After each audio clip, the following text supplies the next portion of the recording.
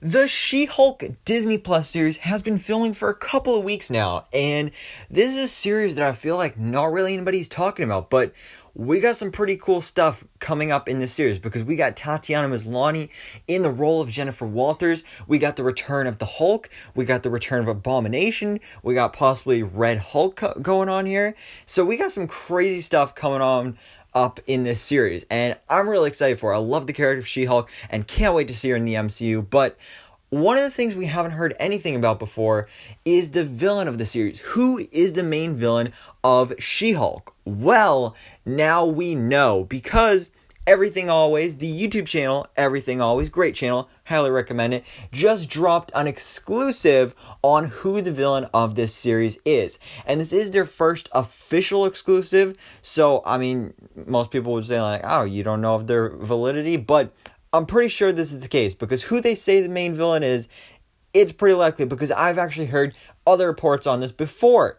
Because Everything Always is reporting that Titania is going to be the main villain of the She-Hulk Disney Plus series.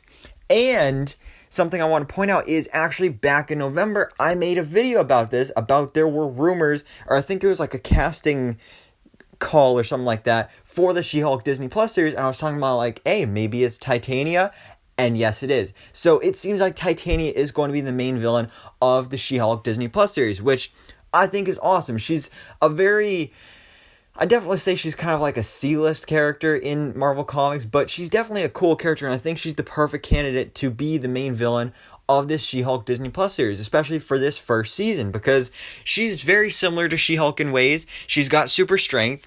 That's pretty much the gist of her powers, is she's just super strong. And her history in the comic, it is very complicated with characters like Spider-Woman and Doctor Doom and the Beyonders. So I think they're going a completely different route with this character in the series.